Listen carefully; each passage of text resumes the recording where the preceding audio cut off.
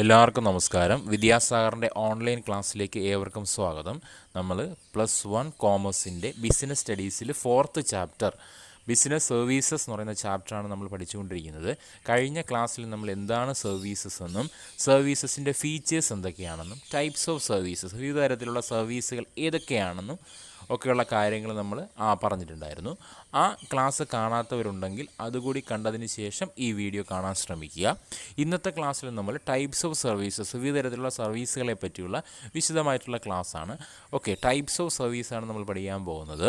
അതിൽ ഏറ്റവും ഇമ്പോർട്ടൻ്റ് ആയിട്ടുള്ളതാണ് ബിസിനസ് സർവീസ് എന്ന് പറയുന്നത്. നമുക്ക് ഏറ്റവും ഡീപ്പായിട്ട് പഠിക്കാനുള്ളതും ഈ ബിസിനസ് സർവീസുകളെ പറ്റിയാണ്. സോ ഇന്നത്തെ ക്ലാസ് ബിസിനസ് സർവീസിനെ പറ്റിയുള്ള ഒരു ക്ലാസ്സാണ്. സോ എല്ലാവർക്കും ക്ലാസ്സിലേക്ക് ഒരിക്കൽ കൂടി സ്വാഗതം. അപ്പോൾ ബിസിനസ് സർവീസസ്, അപ്പോൾ സർവീസസ് 3 ടൈപ്പ് ഉണ്ടെന്ന് നമ്മൾ കഴിഞ്ഞ ക്ലാസ്സിൽ പറഞ്ഞിട്ടുണ്ടായിരുന്നു. ഓർമ്മയുണ്ടല്ലോ? ഏതൊക്കെയാണ്? ബിസിനസ് സർവീസ്, സോഷ്യൽ സർവീസ്, അതുപോലെ തന്നെ പേഴ്സണൽ സർവീസ്. അതിൽ വരുന്നതാണ് ബിസിനസ് സർവീസ് എന്ന് പറയുന്നത്. ഓക്കെ, അപ്പോൾ എന്താണ് ഈ business service? It refers to the services which are used by business enterprises to conduct their activities. ഒരു ബിസിനസ് ഓർഗനൈസേഷൻ അതിൻ്റെ പ്രവൃത്തികൾ നടത്തുന്നതിന് വേണ്ടിയിട്ട്, അതിൻ്റെ ഓപ്പറേഷൻസ് നടത്തുന്നതിന് വേണ്ടിയിട്ട് സ്വീകരിക്കുന്ന അല്ലെങ്കിൽ ഉപയോഗപ്പെടുത്തുന്ന സർവീസുകളെയാണ് ബിസിനസ് സർവീസ് എന്ന് വിളിക്കുന്നത്. ഒരു ബിസിനസ് ഓർഗനൈസേഷൻ മറ്റുള്ളവർക്ക് ചെയ്തു കൊടുക്കുന്ന സർവീസുകളല്ല. ഒരു ബിസിനസ് ഓർഗനൈസേഷൻ അതിൻ്റെ പ്രവർത്തനങ്ങൾ നടത്തുന്നതിന് വേണ്ടിയിട്ട് സ്വീകരിക്കുന്ന അല്ലെങ്കിൽ ഉപയോഗപ്പെടുത്തുന്ന സർവീസുകളെയാണ് ബിസിനസ് സർവീസുകൾ എന്ന് പറയുന്നത്. ഉദാഹരണമാണെങ്കിൽ banking, insurance, transportation, warehousing, communication, ഇതൊക്കെ എന്താണ്? ബിസിനസ് സർവീസിൽ വരുന്ന കാര്യങ്ങളാണ്. ടൈപ്സ് ഓഫ് ബിസിനസ് സർവീസ് ചോദിച്ചാലും എക്സാമ്പിൾസ് ഓഫ് ബിസിനസ് സർവീസ് ചോദിച്ചാലും നമുക്ക് ഈ പോയിന്റുകൾ പറയാം. Banking, insurance, transportation, warehousing, communication.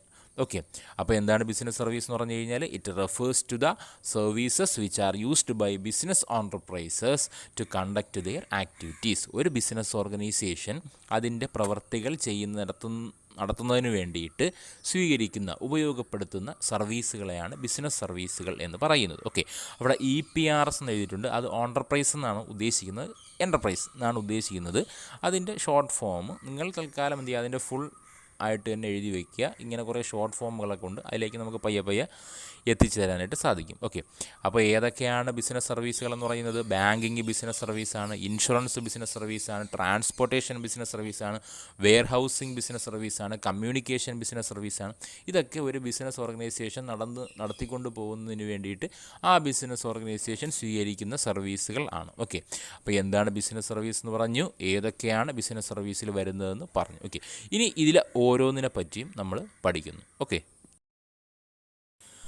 അപ്പോൾ ബിസിനസ് സർവീസുകളിൽ ഏറ്റവും ഇമ്പോർട്ടൻ്റ് ആയിട്ടുള്ള ഒന്നാണ് ബാങ്കിങ് എന്ന് പറയുന്നത്. ഒരു രാജ്യത്തിന് ഒഴിച്ചുകൂടാനാകാത്ത ഒരു മേഖലയാണ് ഈ പറയുന്ന ബാങ്കിങ് മേഖല എന്ന് പറയുന്നത്. എന്താണ് ബാങ്കിങ് എന്ന് നോക്കാം. Okay, it plays an important role in the economic development of a nation. ഒരു രാജ്യത്തിൻ്റെ എക്കണോമിക് ഡെവലപ്മെൻറ്റിൽ, സാമ്പത്തിക വികസന പ്രവർത്തനങ്ങളിൽ വളരെ അധികം ഇമ്പോർട്ടൻ്റ് ആയിട്ടുള്ള റോൾ, ഒരു പങ്ക് വഹിക്കുന്ന മേഖലയാണ് ഈ പറയുന്ന ബാങ്കിങ് മേഖല എന്ന് പറയുന്നത്. ഓക്കെ, അപ്പോൾ എന്താണെന്ന് ചോദിച്ചു കഴിഞ്ഞാൽ ഇതിൻ്റെ ഡെഫിനേഷൻ ഉണ്ട്. Banking is accepting for the purpose of lending investment of deposits from the public, payable on demand or otherwise, withdrawal by cheque, draft, order or otherwise. Okay, ഇതാണ് എന്ന് പറയുന്നത് ബാങ്കിങ്ങിൻ്റെ ഡെഫിനിഷൻ എന്ന് പറയുന്നത്. ഡെഫിനിഷൻ, ബാങ്കിങ് എന്ന് പറഞ്ഞു കഴിഞ്ഞാൽ accepting for the purpose of lending, സ്വീകരിക്കുന്നു.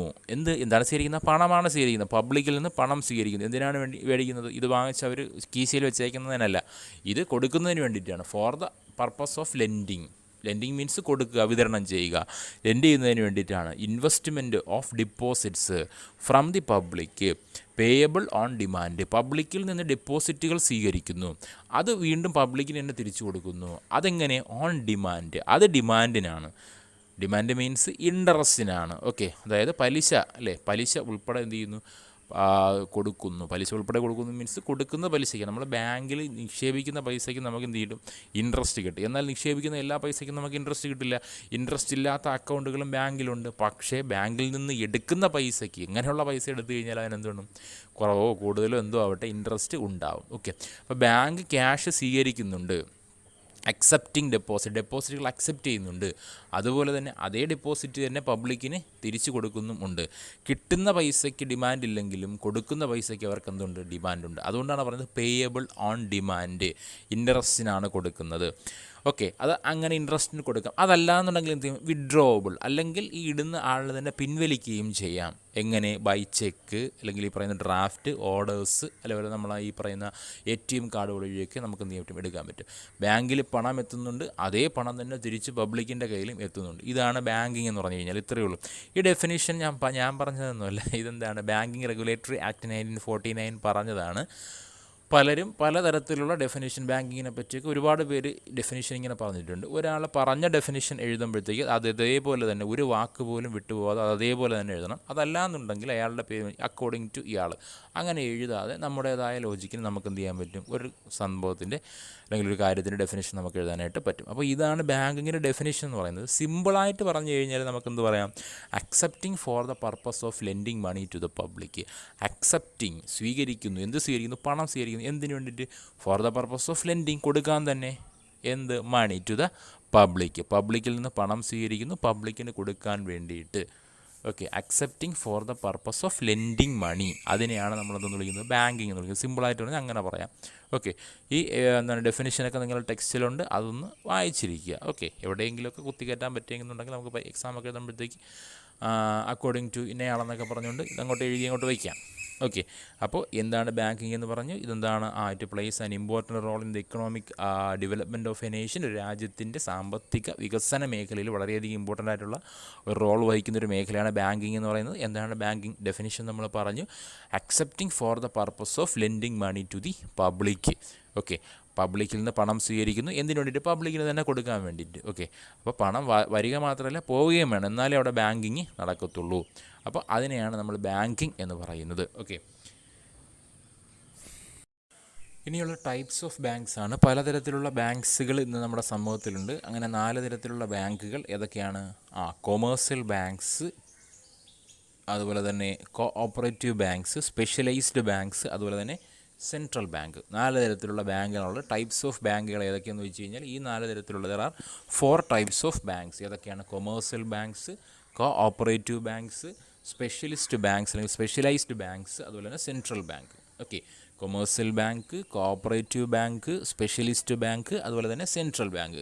ഇങ്ങനെ 4 ടൈപ്സ് ഓഫ് ബാങ്കുകളാണ് ഉള്ളത്. ഇനി നമുക്ക് പഠിക്കാനുള്ളത് ഇതിൽ ഓരോന്നിനെയും പറ്റിയാണ് നമുക്ക് പഠിക്കാനുള്ളത്. ഓക്കെ, അതിലാദ്യത്ത് കൊമേഴ്സ്യൽ ബാങ്ക്സ് ആണ്. കൊമേഴ്സ്യൽ ബാങ്ക്സ്, വാണിജ്യ ബാങ്കുകൾ എന്ന് മലയാളത്തിൽ പറയും. കൊമേഴ്സ്യൽ ബാങ്ക്സ് ഇത് സാധാരണ ബാങ്കുകളാണ്. നമ്മൾ സാധാരണ പബ്ലിക്കിലെ കാണുന്ന ബാങ്കുകളില്ലേ, അതാണ് ഈ പറയുന്ന കൊമേഴ്സ്യൽ ബാങ്കുകൾ എന്ന് പറയുന്നത്. ഓക്കെ, നമുക്കറിയാവുന്ന, നമുക്ക് ഒരു പെട്ടെന്ന് മനസ്സിലേക്ക് ഓടിയെത്തുന്ന ബാങ്കുകളെല്ലാം കൊമേഴ്സ്യൽ ബാങ്കുകളാണ്. ഓക്കെ, എന്താണ്? These are the institutions dealing in money governed by the Banking Regulatory Act 1949 and accepting deposits for the purpose of lending to the public. Okay, നമ്മൾ ആദ്യം പറഞ്ഞ ബാങ്കിങ്ങിൻ്റെ ഡെഫിനിഷൻ തന്നെ നമുക്ക് ഈ കൊമേഴ്സ്യൽ ബാങ്കുകളെയും പറയാം. കാര്യം ബാങ്കിങ് എന്ന് പറഞ്ഞു കഴിഞ്ഞാൽ ഈ കൊമേഴ്സ്യൽ ബാങ്കുകൾ തന്നെയാണ്, സാധാരണ നമ്മുടെ ബാങ്കുകൾ തന്നെയാണ്. എന്താണ്? പബ്ലിക്കിൽ നിന്ന് ഡെപ്പോസിറ്റുകൾ സ്വീകരിച്ച് അവർക്ക് തന്നെ എന്താണ് ഈ പറയുന്ന പണം ലെൻഡ് ചെയ്യുന്ന സ്ഥാപനങ്ങളെയാണ്, മണി ഡീലിങ്സ് ചെയ്യുന്ന സ്ഥാപനങ്ങളാണ് എന്ന് പറയുന്നത് ഈ പറയുന്ന കൊമേഴ്സ്യൽ ബാങ്കുകൾ അഥവാ വാണിജ്യ ബാങ്കുകൾ എന്ന് പറയുന്നത്. Okay, these are governed by the banking regulatory act 1949. 1949 India government നമ്മുടെ സ്വാതന്ത്ര്യം കിട്ടി 2 വർഷമൊക്കെ കഴിഞ്ഞ് നമ്മുടെ ബാങ്കുകളൊക്കെ രൂപീകരിച്ച് ഇങ്ങനെയുള്ള ഈ ഫണ്ടുകളൊക്കെ രൂപീകരിക്കുന്ന ഈ സമയത്ത് നമ്മുടെ ഗവൺമെൻറ് ഓഫ് ഇന്ത്യ രൂപീകരിച്ച ഒരു ആക്റ്റാണ് 1949 ബാങ്കിങ് റെഗുലേറ്ററി ആക്ട്. ഈ ബാങ്കിങ് റെഗുലേറ്ററി ആക്റ്റാണ് ഈ പറയുന്ന കൊമേഴ്സ്യൽ ബാങ്കുകളെ റെഗുലേറ്റ് ചെയ്യുന്നത്, അല്ലെങ്കിൽ അവരെ ഗവേൺ ചെയ്യുന്നത്, അവരെ നിയന്ത്രിക്കുന്നത്. ഓക്കെ, അപ്പോൾ ഇത്തരത്തിലുള്ള സ്ഥാപനങ്ങളെയാണ് നമ്മൾ കൊമേഴ്സ്യൽ ബാങ്കുകൾ എന്ന് പറയുന്നത്. മനസ്സിലായ? Okay, these are the institutions dealing in money. പണം ഡീൽ ചെയ്യുന്ന ഇൻസ്റ്റിറ്റ്യൂഷൻസിനെയാണ് നമ്മൾ കൊമേഴ്സ്യൽ ബാങ്കുകൾ എന്ന് വിളിക്കുന്നത്. Governed by the banking regulatory act 1949. 1949 banking regulatory ആക്റ്റാണ് ഇവരെ ഗവേൺ ചെയ്യിക്കുന്നത്, ഇവരെ നിയന്ത്രിക്കുന്നത്. എന്താണ് ചെയ്യുന്നത്? നമ്മൾ നേരത്തെ പറഞ്ഞ എന്താണ് പറഞ്ഞത്? ഈ പറയുന്ന they are accepting deposits for the purpose of lending money to the പബ്ലിക്കിൽ നിന്ന് പണം സ്വീകരിച്ച് എന്ത് ചെയ്യുന്നു, അത് അവർക്ക് തന്നെ ലെൻഡ് ചെയ്യുന്ന സ്ഥാപനങ്ങളാണ് ഈ പറയുന്ന കൊമേഴ്സ്യൽ ബാങ്കുകൾ എന്ന് പറയുന്നത്. ഓക്കെ, അപ്പോൾ ഞാൻ അതിങ്ങനെ പോയിൻ്റാണ് കൊടുത്തിരിക്കുന്നത്. ഇതിനെന്ത് ചെയ്യുക? ഇതിനെ 3 കൂടെ ചേർത്ത് വെച്ച് കഴിഞ്ഞാൽ എന്താണ്? ഒരു സെൻറ്റൻസ് ആവും, ഒരു ചെറിയൊരു പാരഗ്രാഫ് ആവും. ബാക്കി ടെക്സ്റ്റിൽ നിന്നൊക്കെ നമ്മുടെ ഒപ്പിച്ച് എന്താണ് നമ്മൾ കണ്ടെത്തി എന്ത് ചെയ്യണം, എഴുതണം. ഓക്കെ, അപ്പോൾ നമ്മൾ പഠിക്കുന്നതിന് വേണ്ടിയിട്ട് ഈ ഒരു ചെറിയ കുറിപ്പ് നോട്ടുകൾ നമ്മൾ പഠിച്ചാൽ മതി. സംഭവം മനസ്സിലാക്കുന്നതിന് വേണ്ടിയിട്ട്, വിശദമായിട്ട് പഠിക്കുന്നതിന് വേണ്ടിയിട്ടാണ് നമ്മൾ എന്ത് ചെയ്യുന്നത്, ടെക്സ്റ്റ് ഉപയോഗിക്കുന്നത്. ഓക്കെ, അപ്പോൾ എന്താണ് കൊമേഴ്സ്യൽ ബാങ്കുകളെന്ന് മനസ്സിലായല്ലോ. Commercial banks are the institutions dealing in money. പണം കൈകാര്യം ചെയ്യുന്ന എല്ലാ ബാങ്കുകളെയും നമ്മൾ കൊമേഴ്സ്യൽ ബാങ്കുകളെന്ന് പറയാം. അതായത് പണമാണ് അവിടെ മെയിനായിട്ടും.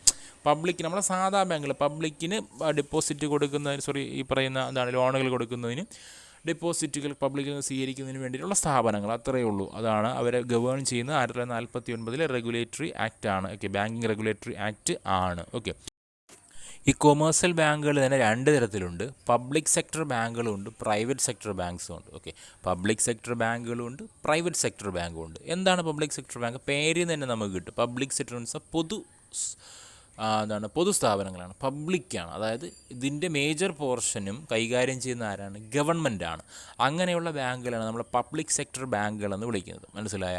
അപ്പോൾ the major portion of the share is owned and controlled by the government is called public sector bank. Okay, അതിൻ്റെ അതിൽ ചെറിയ ചെറിയ പങ്കാളിത്തങ്ങൾ ആർക്കാണ്? പ്രൈവറ്റ് സെക്ടറിനും ചെറിയ ചെറിയ പങ്കാളിത്തങ്ങൾ കാണും. പ്രൈവറ്റ് ബാങ്കുകളെ തന്നെ നാഷണലൈസ് ചെയ്ത ബാങ്കുകളുണ്ട്. സോ അതിൻ്റെ അത് തുടങ്ങുമ്പോൾ അത് പ്രൈവറ്റ് വ്യക്തിയുടെ കൈകളിലായിരിക്കും. അതിനെ നാഷണലൈസ് ചെയ്ത ബാങ്കുകളും ഉണ്ട് ഇന്ത്യയിൽ. അതുകൊണ്ടാണ് പറഞ്ഞത് മേജർ പോർഷനും കൈകാര്യം ചെയ്യുന്നതിൽ, കൺട്രോൾ ചെയ്യുന്നത്, ഓൺ ചെയ്യുന്ന ആരാണ്? ഗവൺമെൻറ്റാണ്. അങ്ങനെയുള്ള സ്ഥാപനങ്ങളാണ്, അങ്ങനെയുള്ള ബാങ്കുകളാണ് നമ്മൾ പബ്ലിക് സെക്ടർ ബാങ്കുകൾ എന്ന് വിളിക്കുന്നത്. ഓക്കെ, ഇത് ഗവൺമെൻറ്റിൻ്റെ കൈവശം ഉള്ളതുകൊണ്ട്, അല്ലെങ്കിൽ ഗവൺമെൻറ് കൈകാര്യം ചെയ്യുന്ന സ്ഥാപനങ്ങളായതുകൊണ്ട് തന്നെ ഇവരുടെ മെയിൻ മോട്ടീവ് എന്ന് പറഞ്ഞു കഴിഞ്ഞാൽ സർവീസ് ആയിരിക്കും. പ്രോഫിറ്റിനേക്കാൾ കൂടുതൽ പബ്ലിക്കിന് സർവീസ്. കാര്യം ഗവൺമെൻറ് എന്ന് പറഞ്ഞു കഴിഞ്ഞാൽ ആൾക്കാർക്ക്, ജനങ്ങൾക്ക് സർവീസ് ചെയ്യാൻ വേണ്ടിയിട്ടുള്ളതല്ലേ. അപ്പോൾ പബ്ലിക് സെക്ടർ ബാങ്കുകളുടെ മെയിൻ മോട്ടീവ് എന്താണ്? പ്രോഫിറ്റിനേക്കാൾ ഉപരി സർവീസ് തന്നെയാണ്. ഓക്കെ, മനസ്സിലായി? എക്സാമ്പിൾ പറയാനുണ്ടെങ്കിൽ സ്റ്റേറ്റ് ബാങ്ക് ഓഫ് ഇന്ത്യ പറയാം, Punjab national bank PNB, Punjab national bank പറയാം. ഇതൊക്കെ എന്താണ്? പബ്ലിക് സെക്ടർ ബാങ്കുകൾക്ക് ഉദാഹരണമാണ്. ഓക്കെ, അപ്പോൾ major portion of the share is hold by, അല്ലെങ്കിൽ owned and controlled by government, സർക്കാർ ഉടമസ്ഥതയിലുള്ള സ്ഥാപനങ്ങൾ. ഇത്തരത്തിലുള്ള ബാങ്കുകളെയാണ് നമ്മൾ പബ്ലിക് സെക്ടർ ബാങ്കുകൾ എന്ന് പറയുന്നത്. ഇവരുടെ മെയിൻ മോട്ടീവ് പ്രോഫിറ്റിനേക്കാൾ ഉപരി എന്താണ്? സർവീസാണ്. കാര്യം ഇത് കൈകാര്യം ചെയ്യുന്ന ഗവൺമെൻറ്റാണ്. Okay, example state bank of India SBI പറയാം, അതുപോലെ തന്നെ പഞ്ചാബ് നാഷണൽ ബാങ്ക്. ഇങ്ങനെയുള്ള നാഷണലൈസ്ഡ് ബാങ്ക് നമുക്കറിയാവുന്ന അത്യാവശ്യം ഈ ഗവൺമെൻറ് ബാങ്കുകളെല്ലാം പറഞ്ഞു കഴിഞ്ഞാൽ പബ്ലിക് സെക്ടർ ബാങ്ക് ആയി. ഓക്കെ, ഇനി അടുത്ത വരുന്നതാണ് പ്രൈവറ്റ് സെക്ടർ. പബ്ലിക് സെക്ടർ പറഞ്ഞു, സോ ഒപ്പം തന്നെ എന്തുണ്ട്? പ്രൈവറ്റ് സെക്ടർ ബാങ്കുകളും ഉണ്ട്. എന്താണ്? Owned and controlled by the private, അല്ലെങ്കിൽ പ്രൈവറ്റ് പേഴ്സൺസ് എന്ന് പറയാം. ഓക്കെ, സ്വകാര്യ വ്യക്തികളുടെ ഉടമസ്ഥതയിലും നിയന്ത്രണത്തിലുമുള്ള ബാങ്കുകളെയാണ് നമ്മളെന്ന് വിളിക്കുന്നത് പ്രൈവറ്റ് സെക്ടർ ബാങ്കുകൾ എന്ന് വിളിക്കുന്നത്. മനസ്സിലായ? മറ്റത് ഗവൺമെൻറ്റിൻ്റെ ഓൺ ആൻഡ് കൺട്രോളിലായിരുന്നെങ്കിൽ ഇവിടെ പ്രൈവറ്റ് പേഴ്സൺസ്, അല്ലെങ്കിൽ സ്വകാര്യ വ്യക്തികളുടെ നിയന്ത്രണത്തിലും അവരുടെ നിയന്ത്രണത്തിലും ഉടമസ്ഥയിലുമുള്ള ബാങ്കുകളെയാണ് നമ്മളെന്ന് വിളിക്കുന്നത് പ്രൈവറ്റ് സെക്ടർ ബാങ്കുകൾ എന്ന് വിളിക്കുന്നത്. ഓക്കെ, എന്താണ് ഇവരുടെ മെയിൻ മോട്ടീവ്? എന്താണ്? പ്രോഫിറ്റ് തന്നെയാണ്.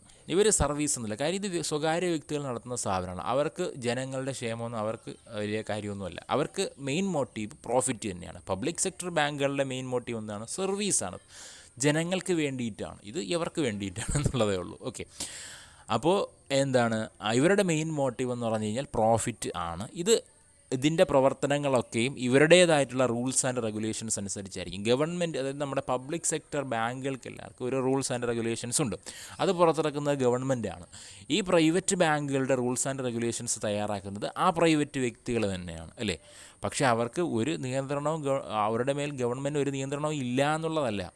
റിസർവ് ബാങ്ക് ഓഫ് ഇന്ത്യ എന്ന് പറഞ്ഞൊരു കേന്ദ്ര ബാങ്കുണ്ട്. ആ ബാങ്കിൻ്റെ എല്ലാ റൂൾസും ഈ ഇന്ത്യയിലുള്ള എല്ലാ ബാങ്കുകളും എന്ത് ചെയ്യണം?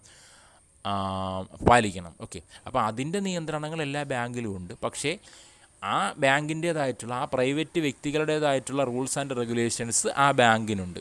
മനസ്സിലായോ? അപ്പോൾ ഒരു ബാങ്ക് അതിൻ്റെ പൂർണ്ണമായ അധികാരം ഒരു സ്വകാര്യ വ്യക്തി അല്ലെങ്കിൽ സ്വകാര്യ വ്യക്തികളിലാണെങ്കിൽ അത്തരത്തിലുള്ള ബാങ്കുകളെ നമ്മൾ എന്തെന്ന് വിളിക്കും? പ്രൈവറ്റ് സെക്ടർ ബാങ്കുകളെന്ന് വിളിക്കും. ഓക്കെ, അവരുടെ മെയിൻ മോട്ടീവ് എന്താണ്? പ്രോഫിറ്റ് തന്നെയാണ്. സർവീസിനേക്കാൾ ഉപരി അവർക്ക് പ്രോഫിറ്റ് തന്നെയാണ് വേണ്ടത്. അവിടുത്തെ നിയമങ്ങൾ, അവിടുത്തെ റൂൾസും റെഗുലേഷൻസും എല്ലാം തന്നെ ആ പ്രൈവറ്റ് പേഴ്സൺസ് ആയിരിക്കും. They have their own rules and regulations.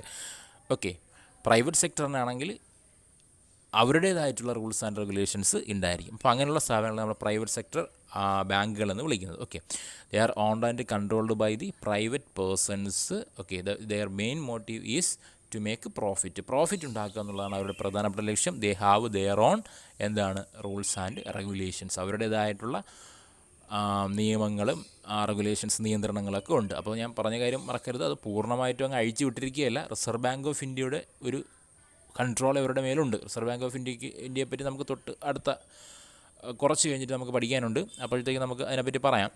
Okay, ഉണ്ടാവും. ഓക്കെ, എക്സാമ്പിൾ പറയുകയാണെന്നുണ്ടെങ്കിൽ നമുക്ക് എന്ത് ചെയ്യാൻ പറയാം, ICICI ബാങ്ക് പറയാം, അതുപോലെ തന്നെ എന്താണ് ഈ പറയുന്ന സൗത്ത് ഇന്ത്യൻ ബാങ്ക് പറയാം. അങ്ങനെ നമുക്കറിയാവുന്ന ഈ പറയുന്ന പ്രൈവറ്റ് ബാങ്കുകളൊക്കെ നമുക്ക് പറയാൻ പറ്റും. അതൊക്കെ എന്താണ് ഈ പറയുന്ന പ്രൈവറ്റ് സെക്ടർ ബാങ്കുകളാണ്. ഓക്കെ, അപ്പോൾ കൊമേഴ്സ്യൽ ബാങ്കുകൾ പറഞ്ഞു. കൊമേഴ്സ്യൽ ബാങ്കുകൾ എന്താണ് പറഞ്ഞു, കൊമേഴ്സ്യൽ ബാങ്കിനകത്ത് വരുന്നതാണ് പബ്ലിക് സെക്ടറും പ്രൈവറ്റ് സെക്ടർ ബാങ്കുകളും. ഗവൺമെൻറ്റിൻ്റെ ഉടമസ്ഥയിലുള്ളത് പബ്ലിക് സെക്ടർ ബാങ്ക്, അവരുടെ മെയിൻ മോട്ടീവ് സർവീസാണ്. സ്വകാര്യ വ്യക്തികളുടെ കൈകളിലുള്ളത് എന്താണ്, പ്രൈവറ്റ് സെക്ടർ ബാങ്ക്, അവരുടെ മെയിൻ മോട്ടീവ് പ്രോഫിറ്റ് തന്നെയാണ്. പബ്ലിക് സെക്ടർ ബാങ്കിന് ഉദാഹരണം SBI, state bank of India. ഇനി പ്രൈവറ്റ് സെക്ടർ ബാങ്കിന് ഉദാഹരണം ഈ പറയുന്ന ICICI ബാങ്ക് പറയാം, അതുപോലെ തന്നെ സൗത്ത് ഇന്ത്യൻ ബാങ്ക് പറയാനായിട്ട് സാധിക്കും. അങ്ങനെ പറയാം. ഓക്കെ, അടുത്ത് പറയുന്നത് കോഓപ്പറേറ്റീവ് ബാങ്ക്സിനെ പറ്റിയാണ്. എന്താണ് കോഓപ്പറേറ്റീവ് ബാങ്ക്? ഓക്കെ, എന്താണ് കോഓപ്പറേറ്റീവ് ബാങ്ക് എന്ന് പറഞ്ഞു കഴിഞ്ഞാൽ, സ്റ്റേറ്റ് കോഓപ്പറേറ്റീവ് സൊസൈറ്റീസ് ആക്ട് ഉണ്ട്. നമ്മൾ നേരത്തെ പറഞ്ഞ ബാങ്കിങ് റെഗുലേറ്ററി ആക്ട് പോലെ എന്താണ് സ്റ്റേറ്റ് കോഓപ്പറേറ്റീവ് സൊസൈറ്റി ബാങ്ക്. ഈ കോഓപ്പറേറ്റീവ് ബാങ്കുകളൊക്കെ നമ്മൾ കാണും, നമ്മുടെ നാട്ടിലൊക്കെ കാണും ഈ പറയുന്ന കോഓപ്പറേറ്റീവ് സൊസൈറ്റികൾ, കോഓപ്പറേറ്റീവ് ബാങ്ക്, സഹകരണ ബാങ്കുകൾ അല്ലേ. അപ്പോൾ ഒരു സ്റ്റേറ്റ് കോഓപ്പറേറ്റീവ് സൊസൈറ്റി ആക്ട് ഉണ്ട്. ആ ആക്ട് പ്രകാരം ഗവേൺ ചെയ്തിരിക്കുന്ന അല്ലെങ്കിൽ നിയന്ത്രിക്കപ്പെട്ടിരിക്കുന്ന ഫോം ചെയ്തിരിക്കുന്ന സ്ഥാപനങ്ങളെയാണ് നമ്മൾ കോഓപ്പറേറ്റീവ് ബാങ്കുകളെന്ന് വിളിക്കുന്നത്. അത്രയേ ഉള്ളൂ. Okay, state cooperative society act അതാണ് പറഞ്ഞത്, സ്റ്റേറ്റ് കോഓപ്പറേറ്റീവ് സൊസൈറ്റി ആക്ട്. നേരത്തെ പറഞ്ഞ ആക്ട് ഇതാണ് ബാങ്കിങ് റെഗുലേറ്ററി ആക്ട്. ഇത് സ്റ്റേറ്റ് കോഓപ്പറേറ്റീവ് സൊസൈറ്റി ആക്ട്. ഈ ആക്ട് പ്രകാരം ഫോം ചെയ്തിരിക്കുന്ന സ്ഥാപനങ്ങളെയാണ് നമ്മളെന്തെന്ന് വിളിക്കുന്നത്, എന്താണ് കോഓപ്പറേറ്റീവ് ബാങ്കുകൾ എന്ന് വിളിക്കുന്നത്. ഓക്കെ, ഇതെന്തിനാണ് ഫോം ചെയ്തിരിക്കുന്നത് വെച്ച് കഴിഞ്ഞാൽ, formed four the purpose of encourage savings and welfare of its members. അതിലെ മെമ്പേഴ്സിന്, ഈ കോഓപ്പറേറ്റീവ് ബാങ്കുകളിലെ അംഗമായിട്ടുള്ള ആൾക്കാർക്ക്, അതിലെ മെമ്പേഴ്സിൻ്റെ വെൽഫെയറിന് വേണ്ടിയിട്ട്, അല്ലെങ്കിൽ അവരുടെ സേവിങ്സ് ഉയർത്തുന്നതിന് വേണ്ടിയിട്ട് രൂപീകരിച്ചിട്ടുള്ള സ്ഥാപനങ്ങളാണ് ഈ പറയുന്ന കോഓപ്പറേറ്റീവ് സൊസൈറ്റികളെന്ന് വിളിക്കുന്നത്. ഓക്കെ, ഈ സഹകരണ നമുക്ക് ഈ പറയുന്ന കോഓപ്പറേറ്റീവ് സൊസൈറ്റിയിലൊക്കെ നമുക്കും പോയി മെമ്പർഷിപ്പ് എടുക്കാൻ പറ്റും അല്ലേ, നമുക്ക് വോട്ട് ചെയ്യാൻ പറ്റും, നമുക്ക് പോയി മെമ്പർഷിപ്പ് എടുക്കാനൊക്കെ പറ്റും. അപ്പോൾ അതിൽ മെമ്പേഴ്സായിട്ടുള്ള ആൾക്കാരുടെ വെൽഫെയറിന് വേണ്ടിയിട്ട്, അവരുടെ സേവിങ്സിന് വേണ്ടിയിട്ട്, അവർക്ക് ഈ പറയുന്ന ലോ റേറ്റിൽ എന്ത് ചെയ്യുന്ന ലോണുകൾ കൊടുക്കുന്നത്, ഈ പറയുന്ന അഗ്രികൾച്ചറൽ കാർഷിക ലോണുകളൊക്കെ കൊടുക്കുന്നതിനൊക്കെ വേണ്ടിയിട്ട് രൂപീകരിച്ചിട്ടുള്ള സ്ഥാപനങ്ങളാണ് ഈ കോഓപ്പറേറ്റീവ് സൊസൈറ്റി എന്ന് വിളിക്കുന്നത്. നമ്മൾ ഈ കോഓപ്പറേറ്റീവ് ബാങ്ക്, സൊസൈറ്റിനെ ബാങ്ക്, കോഓപ്പറേറ്റീവ് ബാങ്ക് എന്ന് വിളിക്കുന്നത്. നമ്മൾ ഈ കോഓപ്പറേറ്റീവ് എന്ന് പറയുന്ന പേര്, സഹകരണം, ആ പേര് കേട്ട് കഴിഞ്ഞാൽ അത് ഏതെങ്കിലും ഒരു ബാങ്കിനോട് കൂടിയോ അല്ലെങ്കിൽ വേറെ ഏതെങ്കിലും ഒരു വാക്കിനോട് കൂടിയോ കോഓപ്പറേറ്റീവ് ചേർത്ത് വെച്ചിരിക്കുകയാണെന്നുണ്ടെങ്കിൽ നമ്മൾ മനസ്സിലാക്കേണ്ടത്, ആ ഒരു സ്ഥാപനത്തിലെ അംഗങ്ങൾ, മെമ്പേഴ്സ്, അവർക്ക് വേണ്ടിയിട്ട്, നമ്മൾ കൊമേഴ്സ്യൽ ബാങ്ക് പബ്ലിക്കിന് വേണ്ടിയിട്ടാണ് അല്ലേ, പബ്ലിക് എല്ലാ ആൾക്കാർക്കും വേണ്ടിയിട്ട് പണം കൊടുക്കുന്നതിന് വാങ്ങുന്നതിന് വേണ്ടി. ഇത് കോഓപ്പറേറ്റീവ് സൊസൈറ്റിയിൽ അംഗമായിട്ടുള്ള ആൾക്കാർക്ക് വേണ്ടിയിട്ട് രൂപീകരിച്ചിട്ടുള്ള സ്ഥാപനങ്ങളാണ് ഈ പറയുന്ന കോഓപ്പറേറ്റീവ് ബാങ്കുകൾ എന്ന് വിളിക്കുന്നത്. മനസ്സിലായോ? അപ്പോൾ കോഓപ്പറേറ്റീവ്, ഈ സ്റ്റേറ്റ് കോഓപ്പറേറ്റീവ് സൊസൈറ്റി ആക്ട് പ്രകാരം ഫോം ചെയ്യപ്പെട്ടിരിക്കുന്ന സ്ഥാപനങ്ങളാണ് കോഓപ്പറേറ്റീവ് ബാങ്കുകൾ എന്ന് വിളിക്കുന്നത്. These are formed four the purpose of encourage savings encourage ചെയ്യുക, ആൻഡ് വെൽഫെയർ മീൻസ് അവരുടെ എന്താണ് വെൽഫെയർ പരിപാടികൾ, എന്താണ് ക്ഷേമ പരിപാടികൾ. ആരുടെ welfare of the members of its members, അതിലെ മെമ്പേഴ്സിൻ്റെ വെൽഫെയറിന് വേണ്ടിയിട്ടും അവരുടെ സേവിങ്സ് എൻകറേജ് ചെയ്യുന്നതിന് വേണ്ടിയിട്ടും രൂപീകരിച്ചിട്ടുള്ള സ്ഥാപനങ്ങളാണ് കോഓപ്പറേറ്റീവ് ബാങ്കുകൾ എന്ന് വിളിക്കുന്നത് അല്ലെങ്കിൽ പറയുന്നത്. ഓക്കെ, അവരെന്ത് ചെയ്യുന്നു, ലോ റേറ്റിന് അതിലെ മെമ്പേഴ്സിന് ലോൺ എടുക്കുന്നു. അഗ്രികൾച്ചറൽ ലോൺസ്, കാർഷിക ലോണുകളൊക്കെ അതിലെ മെമ്പേഴ്സിന് കൊടുക്കുന്നു. മനസ്സിലായോ? അപ്പോൾ സ്റ്റേറ്റ് കോഓപ്പറേറ്റീവ് സൊസൈറ്റി ആക്ട് പ്രകാരം രൂപീകരിക്കപ്പെട്ടിട്ടുള്ള സ്ഥാപനങ്ങളാണ് ഈ പറയുന്ന കോഓപ്പറേറ്റീവ് സ്ഥാപനങ്ങൾ. എന്തിനാണ് ഇത് രൂപീകരിക്കപ്പെട്ടിരിക്കുന്നത്? For the purpose of encourage savings and welfare of its members, അതിലെ മെമ്പേഴ്സിൻ്റെ വെൽഫെയറിന് വേണ്ടിയിട്ടും അതിലെ മെമ്പേഴ്സിന് സേവിങ്സ് എൻകറേജ് ചെയ്യുന്നതിന് വേണ്ടിയിട്ട് രൂപീകരിച്ചിട്ടുള്ള സ്ഥാപനങ്ങളാണ് ഇതെന്ന് പറയുന്നത്. ഇവർ ലോ റേറ്റിന് മേലെ മെമ്പേഴ്സിന് ലോണുകൾ കൊടുക്കുന്നു. മറ്റുള്ള ബാങ്കുകളെ അപേക്ഷിച്ച് അവരെക്കാളും വളരെയധികം കുറച്ച് ഇൻട്രസ്റ്റിന് അല്ലേ, ലോ റേറ്റിന് ലോണുകൾ കൊടുക്കുന്നു. അഗ്രികൾച്ചർ, കാർഷിക ലോണുകളൊക്കെ ഇവരെന്ത് ചെയ്യുന്നുണ്ട്, പ്രദാനം ചെയ്യുന്നുണ്ട്. മനസ്സിലായോ? ഇതാണ് കോഓപ്പറേറ്റീവ് ബാങ്കുകൾ എന്ന് പറയുന്നത്. ഓക്കെ, അടുത്താണ് സ്പെഷ്യലൈസ്ഡ് ബാങ്കുകൾ അല്ലെങ്കിൽ സ്പെഷ്യലിസ്റ്റ് ബാങ്കുകൾ എന്ന് വിളിക്കുന്നത്. എന്താണ് ഈ സ്പെഷ്യലിസ്റ്റ് ബാങ്കുകൾ? പേരിൽ ഇതിൻ്റെ ഒരു എന്തെങ്കിലും ഒരു സ്പെഷ്യൽ പർപ്പസിന് വേണ്ടിയിട്ടായിരിക്കും ആ ബാങ്ക് തുടങ്ങുന്നത്. കൊമേഴ്സ്യൽ ബാങ്കുകൾ പറഞ്ഞു പബ്ലിക്കിന് ഡെപ്പോസിറ്റുകൾ കൊടുക്കുന്നതിന് വേണ്ടിയിട്ടാണ്. കോ ഓപ്പറേറ്റീവ് സൊസൈറ്റികൾ പറഞ്ഞു എന്താണ് ഈ പറയുന്ന അതിലെ മെമ്പേഴ്സിന് വേണ്ടിയിട്ടാണ്. സ്പെഷ്യലിസ്റ്റ് ബാങ്കുകൾ ഏതെങ്കിലും സ്പെഷ്യൽ പർപ്പസിന് വേണ്ടിയായിരിക്കും, അതെല്ലാവർക്കും ഒന്നും കൊടുക്കത്തില്ല. ചില സ്പെഷ്യൽ പർപ്പസിന് വേണ്ടിയിട്ട് ഫോം ചെയ്തിട്ടുള്ള സ്ഥാപനങ്ങളെയാണ് അല്ലെങ്കിൽ ബാങ്കുകളെയാണ് നമ്മൾ സ്പെഷ്യലിസ്റ്റ് ബാങ്കുകൾ എന്ന് വിളിക്കുന്നത്. It is formed for some special purpose, ചില സ്പെഷ്യൽ പർപ്പസിന് വേണ്ടിയിട്ട് സച്ച് ആസ് എന്താണ് industry, long time projects, foreign exchange, ഇങ്ങനെയുള്ള കാര്യങ്ങൾക്ക് വേണ്ടി. ഇൻഡസ്ട്രീസ് അതായത് ഇൻഡസ്ട്രിയൽ ബാങ്കുകളുണ്ട്. ഇൻഡസ്ട്രിയൽ ബാങ്കുകൾ അതായത് വ്യാവസായിക ബാങ്കുകൾ, ആ വ്യവസായ സ്ഥാപനങ്ങൾക്ക് മാത്രമേ അവർ പൈസ കൊടുക്കുകയുള്ളൂ. നമ്മളെന്ന് ചോദിച്ചു കഴിഞ്ഞാൽ തരില്ല.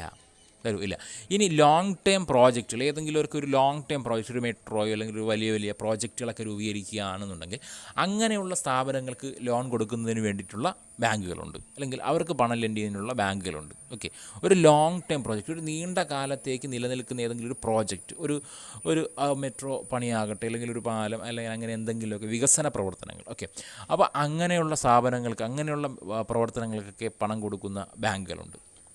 അതൊക്കെ സ്പെഷ്യൽ പർപ്പസിന് വേണ്ടിയിട്ടുള്ളതാണ്. അല്ലെങ്കിൽ ഫോറിൻ മണി എക്സ്ചേഞ്ച് ചെയ്യുന്നതിന് വേണ്ടിയിട്ടുള്ള ബാങ്കുകളുണ്ട്. ഇതൊക്കെ എന്താണ് സ്പെഷ്യലിസ്റ്റ് ബാങ്കുകളാണ്. എന്തെങ്കിലും ഒരു സ്പെഷ്യൽ പർപ്പസിന് വേണ്ടിയിട്ട് സ്റ്റാർട്ട് ചെയ്തിട്ടുള്ള സ്ഥാപനങ്ങളെയാണ് നമ്മൾ സ്പെഷ്യലിസ്റ്റ് ബാങ്കുകൾ എന്ന് വിളിക്കുന്നത്. സച്ച് ആസ് ഇൻഡസ്ട്രി, ഓക്കെ, അതുപോലെ തന്നെ എന്താണ് foreign exchange, long time project, ഇതിനൊക്കെ പണം ലെൻഡ് ചെയ്യുക, അവർക്ക് മാത്രമേ പണം ലെൻഡ് ചെയ്യുള്ളൂ. ഇൻഡസ്ട്രിയൽ ബാങ്കിൽ പോയി, അല്ലെങ്കിൽ വ്യവസായ സ്ഥാപനം ഇൻഡസ്ട്രിയൽ ബാങ്കിൽ പോയി നമ്മൾ പൈസ ചോദിച്ചു കഴിഞ്ഞാൽ അവർ തരത്തില്ല. ബിസിനസ് ഓർഗനൈസേഷൻ്റെ പേരിൽ പോയി പണം ചോദിച്ചാൽ മാത്രമേ തരത്തുള്ളൂ. എനിക്കൊരു ബിസിനസ് ഉണ്ട് എന്നുണ്ടെങ്കിൽ എൻ്റെ ബിസിനസ്സിൻ്റെ പ്രവർത്തനങ്ങൾ നടത്തുന്നതിന് വേണ്ടിയിട്ട് അവിടെ നിന്ന് ലോൺ കിട്ടും. ഞാനെന്ന വ്യക്തിക്ക് അവിടെ നിന്ന് ലോൺ കിട്ടത്തില്ല. അങ്ങനെ എന്തെങ്കിലും സ്പെഷ്യൽ പർപ്പസിന് വേണ്ടിയിട്ട് ഫോം ചെയ്തിട്ടുള്ള സ്ഥാപനങ്ങൾ, ബാങ്കുകളെയാണ് നമ്മൾ ഇന്ന് വിളിക്കുന്നത് ഈ പറയുന്ന സ്പെഷ്യലിസ്റ്റ് ബാങ്കുകൾ എന്ന് വിളിക്കുന്നത്. എക്സാമ്പിൾ പറയാം, എക്സിം എന്ന് പറഞ്ഞൊരു ബാങ്കുണ്ട്. എന്താണ് എക്സ്പോർട്ട് ആൻഡ് ഇമ്പോർട്ട് ബാങ്കുകളാണ് എക്സിം ബാങ്കുകൾ എന്ന് പറയുന്നത്. എക്സ്പോർട്ട് ആൻഡ് ഇമ്പോർട്ട് ബാങ്കുകൾ, അതായത് നമ്മുടെ കയറ്റുമതി ഇറക്കുമതി സ്ഥാപനങ്ങളൊക്കെ ഉണ്ട്. ഓക്കെ, ഇവിടെ നിന്ന് കയറ്റുമതി ഇറക്കുക, അതിനൊക്കെ ഉള്ള ഈ പറയുന്ന ഇൻഷുറൻസ്, അതുപോലെ തന്നെ ലോണുകളൊക്കെ പ്രദാനം ചെയ്യുന്ന ബാങ്കുകളാണ് എക്സിം ബാങ്കുകൾ എന്ന് പറയുന്നത്. അടുത്ത ഇൻഡസ്ട്രിയൽ ബാങ്കുകൾ, നമ്മൾ നേരത്തെ പറഞ്ഞു കഴിഞ്ഞു. ഇൻഡസ്ട്രിയൽ ബാങ്കുകളുണ്ട്, ഡെവലപ്മെൻറ്റ് ബാങ്കുകളുണ്ട്. ഓക്കെ, അപ്പോൾ ഇത്തരത്തിലുള്ള ബാങ്കുകളൊക്കെയാണെന്ന് പറയുന്നത് സ്പെഷ്യലിസ്റ്റ് ബാങ്ക്. ഏതെങ്കിലും സ്പെഷ്യൽ പർപ്പസിന് വേണ്ടിയിട്ട് സച്ചാസ് ഇൻഡസ്ട്രി, വ്യവസായം, അതുപോലെ ലോങ് ടൈം പ്രോജക്റ്റ്, ഒരു ദീർഘകാല പദ്ധതികൾ, അല്ലെങ്കിൽ ഫോറിൻ എക്സ്ചേഞ്ച്, ഇങ്ങനെയുള്ള പ്രത്യേക ആവശ്യങ്ങൾക്ക് വേണ്ടിയിട്ട് രൂപീകരിച്ചിട്ടുള്ള ബാങ്കുകളെയാണ് നമ്മളെന്തെന്ന് വിളിക്കുന്നത്, ഈ പറയുന്ന സ്പെഷ്യലിസ്റ്റ് ബാങ്കുകൾ എന്ന് വിളിക്കുന്നത്. ഓക്കെ, മനസ്സിലായോ? അടുത്ത പറയുന്നതാണ് സെൻട്രൽ ബാങ്ക്. സെൻട്രൽ ബാങ്ക് എന്ന് പറഞ്ഞാൽ എന്താണ്? സെൻട്രൽ ബാങ്ക് എന്ന് പറഞ്ഞു കഴിഞ്ഞാൽ അപ്പെക്സ് ബാങ്കാണ്. അപ്പെക്സ് ബാങ്ക് അതായത് നമ്മുടെ ഈ പറയുന്ന അപ്പെക്സ് മീൻസ് ഒരു കൺട്രോളിങ് ബാങ്കാണ്. എല്ലാ ബാങ്കിനും, എല്ലാ രാജ്യങ്ങൾക്കും ആ രാജ്യത്തിലുള്ള എല്ലാ ബാങ്കുകളെയും നിയന്ത്രിക്കാനുള്ള ഒരൊറ്റ ബാങ്ക്, ഒരു കേന്ദ്ര ബാങ്കാണ്. അതിനെയാണ് നമ്മൾ സെൻട്രൽ ബാങ്ക് എന്ന് പറയുന്നത്. മനസ്സിലായോ? അപ്പോൾ നമ്മൾ നേരത്തെ പറഞ്ഞു കഴിഞ്ഞ് നമ്മുടെ പബ്ലിക് സെക്ടർ ബാങ്കുകളായാലും പ്രൈവറ്റ് സെക്ടർ ബാങ്കുകളായാലും എല്ലാവരും നമ്മുടെ സെൻട്രൽ ബാങ്കിൻ്റെ കീഴിൽ വരുന്നതാണ്. ഓക്കെ, അപ്പോൾ these are the apex bank which supervises, control and regulates all other banks of the nation. ആ രാജ്യത്തിലെ മറ്റുള്ള എല്ലാ ബാങ്കുകളെയും എന്ത് ചെയ്യുന്ന, സൂപ്പർവൈസ് ചെയ്യുന്ന, അവരുടെ മേൽനോട്ടം വഹിക്കുന്ന, അവരെ കൺട്രോൾ ചെയ്യുന്ന, അവരെ റെഗുലേറ്റ് ചെയ്യുന്ന ഒരു കേന്ദ്ര ബാങ്ക് ഉണ്ടാവും. ആ ബാങ്കിനെയാണ് നമ്മൾ സെൻട്രൽ ബാങ്ക് എന്ന് പറയുന്നത്. ഇന്ത്യക്ക് അങ്ങനെ ഒരു സെൻട്രൽ ബാങ്കുണ്ട്. ആ ബാങ്കിൻ്റെ പേരാണ് reserve bank of India, RBI. മുംബൈയിലാണ് അതിൻ്റെ ആസ്ഥാനം. അതിൻ്റെ ഒരു ബ്രാഞ്ച്, അതിൻ്റെ ഇത് എവിടെയുണ്ട്? നമ്മുടെ തിരുവനന്തപുരത്ത് ഉണ്ട്. ഓക്കെ, അപ്പോൾ reserve bank of India RBI ആണ് ഇന്ത്യയുടെ സെൻട്രൽ ബാങ്ക്. ഇന്ത്യയിലുള്ള എല്ലാ ബാങ്കുകളെയും റിസർവ് ബാങ്ക് ഓഫ് ഇന്ത്യ നിയന്ത്രിക്കുന്നു. അല്ലെങ്കിൽ ഇന്ത്യയിലുള്ള എല്ലാ ബാങ്കുകളും റിസർവ് ബാങ്ക് ഓഫ് ഇന്ത്യയുടെ റൂൾസ് ആൻഡ് റെഗുലേഷൻസിൻ്റെ കീഴിൽ വരുന്നതാണ്. നമ്മൾ നേരത്തെ പ്രൈവറ്റ് സെക്ടർ ബാങ്കുകൾ പറഞ്ഞു അവർക്ക് അവരുടേതായിട്ടുള്ള റൂൾസ് ആൻഡ് റെഗുലേഷൻസ് ഉണ്ട്. പബ്ലിക് സെക്ടർ ബാങ്കുകളെ അപേക്ഷിച്ച് അവരിൽ നിന്നും പ്രൈവറ്റ് സെക്ടറിന് റൂൾസ് ആൻഡ് റെഗുലേഷൻസ് വ്യത്യസ്തമായിരിക്കും, അല്ലേ? അത് നമുക്ക് തന്നെ അറിയാം. നമ്മൾ പല ബാങ്കുകളിൽ നമ്മൾ പോയി പ്രവർത്തിക്കുന്ന, നമ്മൾ എന്തിനെങ്കിലുമൊക്കെ പോകുന്നവരാണ്, അപ്പോൾ നമുക്ക് അറിയാനായിട്ട് പറ്റും. പക്ഷേ എന്നിരുന്നാലും റിസർവ് ബാങ്ക് ഓഫ് ഇന്ത്യയുടെ റൂൾസ് ആൻഡ് റെഗുലേഷൻസ് ഈ പ്രൈവറ്റ് സെക്ടർ ബാങ്കുകൾ പാലിച്ചിരിക്കണം. അല്ലാതെ അവർക്ക് അവരുടേതായിട്ടുള്ള റൂൾസ് ആൻഡ് റെഗുലേഷൻസ് ഒക്കെ ഉണ്ടാവും. ഓക്കെ, അപ്പോൾ ഒരു അപ്പെക്സ് ബാങ്കാണ്, അതായത് ഒരു കേന്ദ്രീകൃത ബാങ്കാണ്. ഓക്കെ, എന്തെന്ന് പറയുന്നത്, ഈ പറയുന്ന സെൻട്രൽ ബാങ്ക് എന്ന് പറയുന്നത് which supervise, control and regulates all other banks of the nation. ഒരു രാജ്യത്തിൻ്റെ ബാക്കിയുള്ള എല്ലാ ബാങ്കുകളെയും നിയന്ത്രിക്കുകയും ഗൈഡൻ ചെയ്യും, വഴികാട്ടുകയും അവരുടെ നിയന്ത്രിക്കുകയും അവരെ കൺട്രോൾ ചെയ്യുകയൊക്കെ ചെയ്യുന്ന ഒരൊറ്റ ബാങ്ക്, അതിനെയാണ് നമ്മൾ സെൻട്രൽ ബാങ്ക് എന്ന് പറയുന്നത്. ഇന്ത്യയെ സംബന്ധിച്ചിടത്തോളം റിസർവ് ബാങ്ക് ഓഫ് ഇന്ത്യ ഇന്ത്യയുടെ സെൻട്രൽ ബാങ്കാണ്. ബാങ്കുകളുടെ ബാങ്ക്, ബാങ്കുകളുടെ ബാങ്ക് എന്നാണ് റിസർവ് ബാങ്ക് അറിയപ്പെടുന്നത്. അറിയപ്പെടുന്നത്. കാര്യം നമുക്കെന്തെങ്കിലും പണത്തിന് ആവശ്യമുണ്ടെങ്കിൽ നമ്മൾ ഓടി ചെല്ലുന്ന ആരുടെ ബാങ്കിലെടുത്താണ്. ഈ ബാങ്കിന് എന്തെങ്കിലും ആവശ്യം വരുമ്പോൾ അവരോട് ചെല്ലുന്ന എവിടെയാണ്? റിസർവ് ബാങ്കിൻ്റെ അടുത്താണ്. സോ ബാങ്കുകളുടെ ബാങ്ക് എന്നറിയപ്പെടുന്നത് ആരാണ്? നമ്മുടെ ഈ പറയുന്ന റിസർവ് ബാങ്കിനെ ആണ്. മനസ്സിലായോ? അപ്പോൾ എന്താണ് സെൻട്രൽ ബാങ്ക് എന്ന് മനസ്സിലായല്ലോ. അപ്പോൾ ഈ റിസർവ് ബാങ്കിന് മാത്രമുള്ള ചില പവേഴ്സ് ഉണ്ട്. ഈ നോട്ട് അച്ചടിക്കാനുള്ള അധികാരം അവർക്ക് മാത്രമേ ഉള്ളൂ. പിന്നെ കുറേ റൂൾസ് ആൻഡ് റെഗുലേഷൻസ് ഇറക്കുന്നത് അവർക്ക് മാത്രമേ പറ്റത്തുള്ളൂ. റിസർവ് ബാങ്കിൻ്റെ ഫങ്ഷൻസ് ഒക്കെ നമ്മൾ പഠിക്കും. തൽക്കാലം ജസ്റ്റ് ഇതൊന്ന് ഓർമ്മിച്ചിരിക്കുക, അല്ലെങ്കിൽ ഇതൊന്ന് അറിഞ്ഞിരിക്കുക. സെൻട്രൽ ബാങ്ക് എന്ന് പറഞ്ഞു കഴിഞ്ഞാൽ ഒരു അപ്പെക്സ് ബാങ്കാണ്. ഒരു നേഷൻ്റെ നേഷനിലുള്ള ഒരു രാജ്യത്തുള്ള ബാക്കിയുള്ള എല്ലാ ബാങ്കുകളെയും കൺട്രോൾ ചെയ്യുകയും അവരെ നിയന്ത്രിക്കുകയൊക്കെ ചെയ്യുന്ന ഒരു ഒറ്റ ബാങ്കിനെയാണ് നമ്മൾ സെൻട്രൽ ബാങ്ക് എന്ന് പറയുന്നത്. ബാങ്കുകളുടെ ബാങ്ക് എന്നറിയപ്പെടുന്ന നമ്മുടെ റിസർവ് ബാങ്ക്. എന്തുകൊണ്ടാണ് റിസർവ് ബാങ്കിനെ ബാങ്കുകളുടെ ബാങ്ക് എന്ന് വിളിക്കുന്നത്? ബാങ്കുകൾക്ക് എന്തെങ്കിലും പണത്തിന് ആവശ്യം വരുമ്പോൾ റിസർവ് ബാങ്കിനെയാണ് സമീപിക്കുന്നത്. സോ അതിനെയാണ് നമ്മളെന്ന് വിളിക്കുന്നത് these are the apex bank which supervise, control and regulates all other banks of the nation എന്ന് പറയുന്നത്. ഓക്കെ, ഇനി ഇന്ത്യയെ സംബന്ധിച്ചുള്ള ഇന്ത്യയുടെ സെൻട്രൽ ബാങ്ക് ഏതാണ്? റിസർവ് ബാങ്ക് ഓഫ് ഇന്ത്യ ആണ്. ബാങ്കേഴ്സ് ബാങ്ക്, ബാങ്കുകളുടെ ബാങ്ക് എന്നറിയപ്പെടുന്നത് എന്താണ്? റിസർവ് ബാങ്ക് ആണ്. ഓക്കെ ആണല്ലോ? ഓക്കെയാണ്. അപ്പോൾ ബിസിനസ് സർവീസ് എന്നുള്ള മേഖലയിൽ നമ്മൾ ബാങ്കിങ് എന്ന് പറയുന്ന സെക്ഷനിൽ ടൈപ്സ് ഓഫ് ബാങ്കുകളെ പറ്റിയാണ് നമ്മൾ പറഞ്ഞത്. Commercial bank, cooperative banks, specialised banks, അതുപോലെ തന്നെ സെൻട്രൽ ബാങ്ക്. അതിൽ കൊമേഴ്സ്യൽ ബാങ്കുകൾ തന്നെ രണ്ട് തരത്തിലുണ്ട്, പ്രൈവറ്റ് സെക്ടറും പബ്ലിക് സെക്ടറും. ഓക്കെ, അപ്പോൾ ഇത്രയും കാര്യങ്ങൾ നമ്മൾ ഈ ക്ലാസ്സിൽ പറഞ്ഞു. ഇത്രയാണ് ഇന്നത്തെ ക്ലാസ് എന്ന് പറഞ്ഞു കഴിഞ്ഞാൽ ഇനി ഇതിൻ്റെ ബാക്കി ഇതിൻ്റെ ഫങ്ഷൻസും ഇതിൻ്റെ പ്രവർത്തനങ്ങളൊക്കെ നമുക്ക് പഠിക്കാനുണ്ട്. അതൊക്കെ നമുക്ക് മറ്റൊരു ക്ലാസ്സിൽ കാണാം. ഇപ്പോൾ തന്നെ ക്ലാസ് ഒരുപാട് ലെങ്തിയായി. സോ എന്ത് ചെയ്യുക, ആദ്യം മുതൽ അവസാനം വരെ മുഴുവനായിട്ടും കാണുക. എന്തെങ്കിലുമൊക്കെ ഡൗട്ടുകളുണ്ടെങ്കിൽ നിങ്ങൾക്ക് കമൻറ്റ് ബോക്സിൽ അതിനെപ്പറ്റി പറയാവുന്നതാണ്, അഭിപ്രായം പറയാവുന്നതാണ്. നിങ്ങൾ ഡൗട്ട്സ് ചോദിക്കാവുന്നതാണ്. നമ്മുടെ വാട്സപ്പ് ഗ്രൂപ്പിൽ വന്നിട്ട് നിങ്ങൾക്ക് എന്തെങ്കിലും ഡൗട്ട്സുകളുണ്ടെങ്കിൽ ചോദിക്കാവുന്നതാണ്. സോ കൂടുതൽ അറിവുകളുമായിട്ട് നമുക്ക് മറ്റൊരു ക്ലാസ്സിൽ കാണാം. അതുവരെ ടാറ്റ.